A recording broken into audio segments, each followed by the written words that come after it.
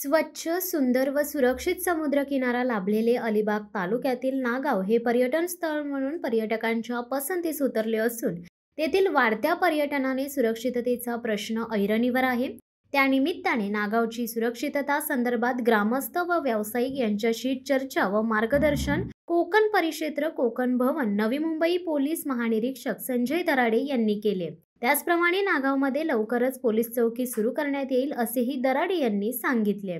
नागाव ग्रामपंचायत सरपंच हर्षदा निखिल मयेकर यांनी नागाव ग्रामपंचायत सभागृहात दिनांक 17 फेब्रुवारी रोजी सायंकाळी 5 वाजता नागावची सुरक्षितता याबाबतचे चर्चासत्र कार्यक्रमाचे नियोजन केले होते।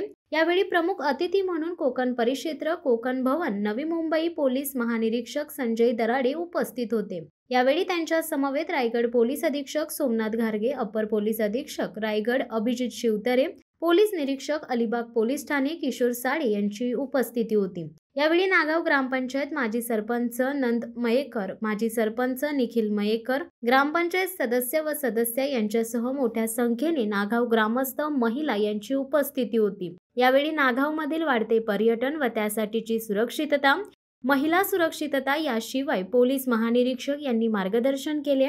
यावेळी त्यांनी सरपंच हर्षदा मयेकर यांनी नागाव पोलीस चौकीबाबत केलेली मागणी लवकरच पूर्ण केली जाईल व तेथे पूर्ण वेळ पोलीस कर्मचारी तैनात केला जाईल असे आश्वासन दिले। यावेळी त्यांनी उपस्थित महिला वर्ग, ग्रामस्थ व व्यावसायिक यांच्याशी संवाद साधला। शेवटी दराडे फाउंडेशनच्या वतीने नागाव ग्रामपंचायत वाचनालयास बुकशेल्फ कपाट भेट देण्याचे आश्वासन दिले।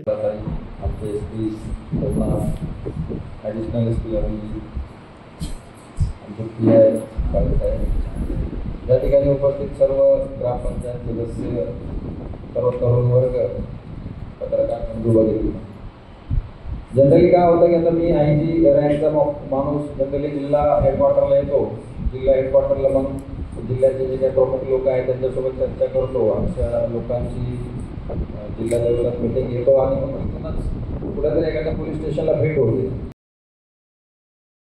शिवसत्ता टाइम्ससाठी धनंजय कवटेकर, अलिबाग। दे धडक बेधडक वृत्त देणाऱ्या आपल्या शिवसत्ता टाइम्स न्यूज चॅनलला लाल बटन दाबून सबस्क्राईब करा आणि बेल आयकॉनला क्लिक करायला विसरू नका।